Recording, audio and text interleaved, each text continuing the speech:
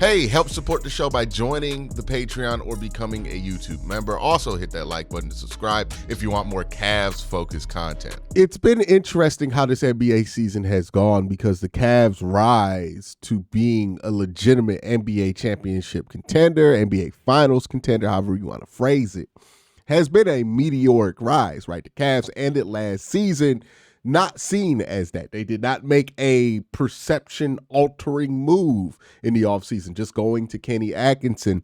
But they have started off the season so strong, have continued the season so strong, that it's something you have to consider. And then on top of it, they've made some smart moves. Like the Cavs might be, if they're able to pull off the kind of season that we hope they can pull off, might be the ultimate textbook example of less is more in a modern NBA culture where overdoing it is the norm, right? You want to have 5 stars on your team. You want to have, all these super teams and these superstars pair up together and make these teams super top heavy. The Cavs being able to have success in this era is kind of a breath of fresh air. That being said, Kevin Garnett, who I thought had some pretty good takes about the Cavaliers earlier this year, and Matt Barnes weighed in on the DeAndre Hunter trade, and they're calling it the steal of the trade deadline. Let's hear why. That was pretty big, was the Cleveland Cavaliers get DeAndre Hunter. This was the steal of the... 19 a game, leading the league and scoring off the bench. Come on, man. They got a wing they were looking for. You talking about a secret weapon, dog?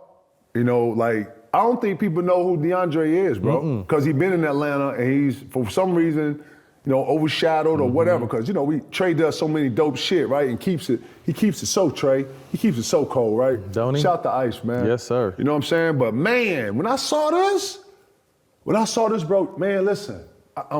This was a steal of the trade man, for me. Listen, Cleveland Cavaliers won the trade. The Cavs are in the conversation. Yes. And it is a serious threat, bro. If he can do... Look at that initial reaction when they talked about the trade. This tells you, this is a Hall of Fame championship player in KG. I don't know if Matt Barnes has ever won a ring, but Matt Barnes, another very experienced player. But they bring up this trade. Look at it. Another trade at the dedeadline that was pretty big was the Cleveland Cavaliers get DeAndre Hunter. This was the steal. Anytime you get that tells you made a good move in the eyes of people who really know ball, right? And I agree with why they are super high on this move for DeAndre Hunter. And it kind of fits in line with what the Cavs have been able to do, right? Like the Cavs have not gotten to this point because they're making blockbuster moves. The Cavs have gotten here by making smart, small, meaningful, and thoughtful decisions, right? Okay, you move on from JB Bickerstaff. You make a really thoughtful decision to go, okay, we're going to move on from JB. We're going to bring in Kenny Atkinson, who already has experience with some of the core players on this roster and runs a system we feel like both these guys can thrive in and kind of uses the strength of what we saw with Donovan being a better playmaker last year and then obviously Darius Garland's strengths as a playmaker. Wasn't a giant move. Wasn't this blockbuster move, wasn't a move that made people on Twitter go, oh my God, the Cleveland Cavaliers, right? But sometimes those aren't the moves that actually move needles when it comes to outcomes. And then this DeAndre Hunter trade, which look, all the crazy moves in the trade deadline, KD, would he go back to Golden State and then Jimmy Butler ends up in Golden State. Luka Doncic being moved. Anthony Davis, a part of that Luka Doncic trade, right? Like, there's a lot of big stuff happening. But this move for DeAndre Hunter really did shore up the biggest weakness a basketball team that currently has 44 wins before the All-Star break had. That is a giant move. Now, it's not this blockbuster trade. DeAndre Hunter's not this household name. It's not like the Cavs traded for KD or Jimmy Butler in terms of name recognition. But in terms of impact, it could be similar because the Cavs desperately needed another wing on this roster. And just like that, adding one wing to this roster completely changes the dynamic of the Cleveland Cavaliers and how much they have to adjust to. My mind keeps going back to 2 years ago, right, where people were mad at JB because he didn't adjust to the New York Knicks out-muscling him. But I remember thinking, like, what could he have gone to? It was like Robin Lopez on the bench. The Cavs had no options to adjust to because they weren't deep. They didn't have flexibility. They didn't have diversity in that roster. It was a problem. Same thing happened when you had injuries against the Boston Celtics. Last year, you took them to 5. Now we fast forward to this year, and you have flexibility. Okay, we could go big here. We can go super big here. We can pull an all-defensive lineup, right? We can go small ball and have DeAndre Hunter play a 4 in a small ball lineup and still have Evan Mobley. Like, think about that. The Cavs can play small ball, right, which is just be smaller, more athletic, can switch 4 to 5 players, even all 5 players on the court interchangeably with guards. They can do that and still have still have DeAndre Hunter on the floor, like playing the 4, and Evan Mobley at the 5. Like, still technically 2 guys with 7-foot wingspans on the floor when you're playing small. I think that's interesting, right? The Cavs have a lot of different ways that they can go about it, and Kenny's going to test out all kind of different combinations for the second half of the season, because also the luxury of being 44-10 means, hey, realistically, for the Cavs to sew up that 1 seed, they need to win in the last two and a half months of the season. They need to win, 58 games? So you're talking about needing 14 more wins in order to lock it down, the 1 seed. What that means is that if you're the Cavs, you have the flexibility of knowing, hey, you have losses that if you have to take them because you were experimenting with a lineup, you can take them. Now, it doesn't mean they're going to go out there and just cook up terrible lineups and try to lose on purpose, but it is like it gives you that flexibility to say, hey, let me try this lineup, because if this doesn't work out and we lose this game, it's not the biggest deal in the world. But if it does work out and we find something we want to come back to in the playoffs, it is a huge deal. This is the benefit of winning a bunch of games, right? When you're in win now mode and you're one of these teams that desperately needs to get to 44 wins, 48 wins to avoid the play-in, you have no room for experimentation. You got to do what works, and that's all you're going to be able to do. And that's going to become a problem in the playoffs, where what works might have an answer and you need to adjust. And you haven't practiced any of your adjustments because you've just been needing to win games. Cavs can try a lot of different lineups. And real talk, the Cavs are such a good basketball team that they can try a bunch of stuff and still win a bunch of games. They've been doing it the last two games. They've had DeAndre Hunter, where they've beaten teams by 20. They've been trying stuff the entire game.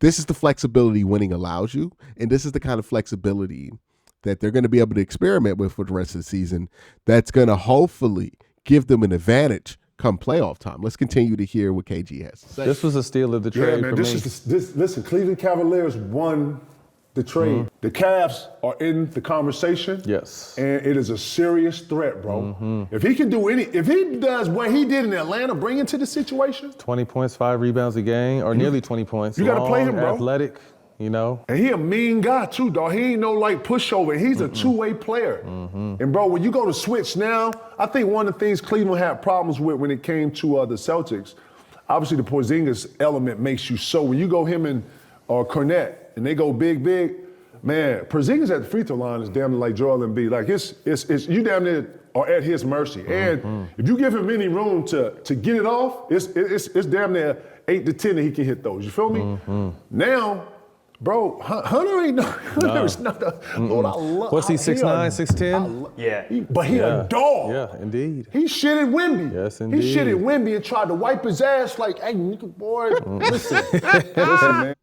All right, that was just pure unfiltered KJ. I didn't know that was giving it to us raw like that on the podcast. I thought this was a little bit more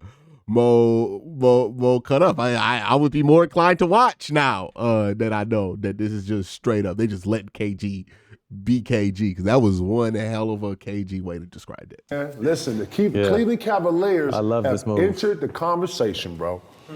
Where do you think that starting five ranks against all the starting fives in the league? No, they it, bro.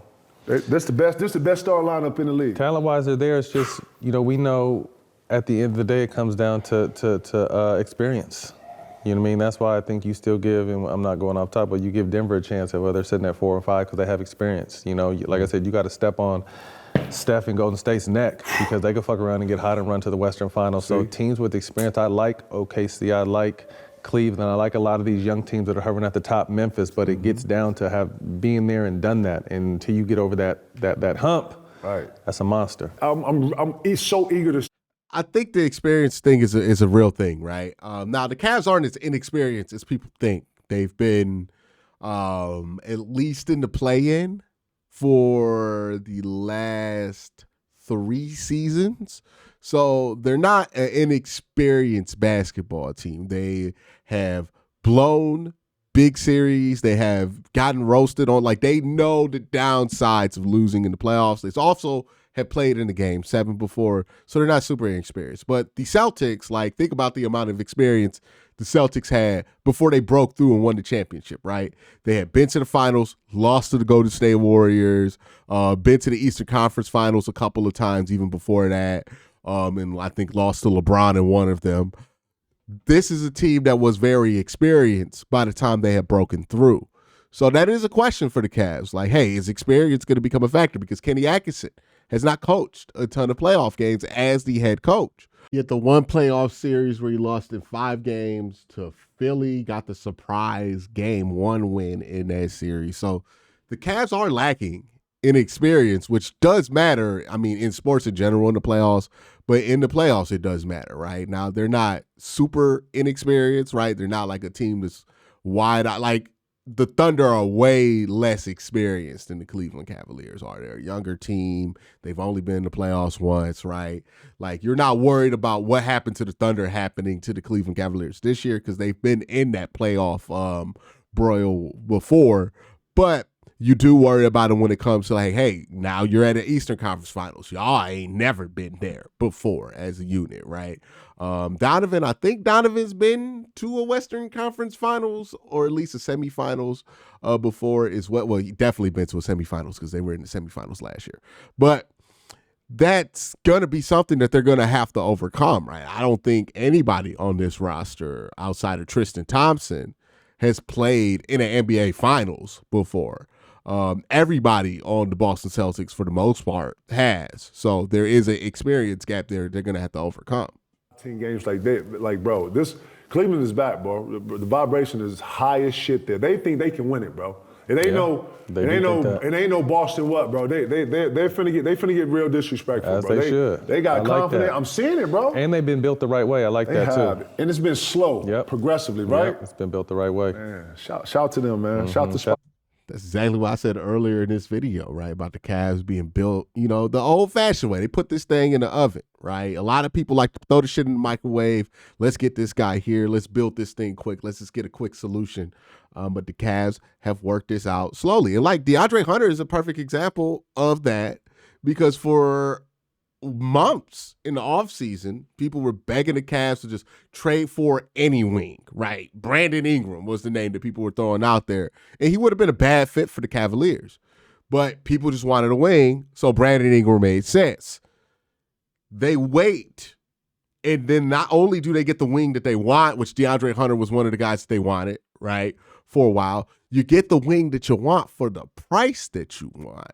And now you're not worried about this thing not working out and it being a long-term burden. You got a guy who fits at the very least and can do what you need to do. So that's where patience is key because it's going to be real easy to make a quick move to feel like you can make yourself just a little bit better when you're this close like the Cavs are.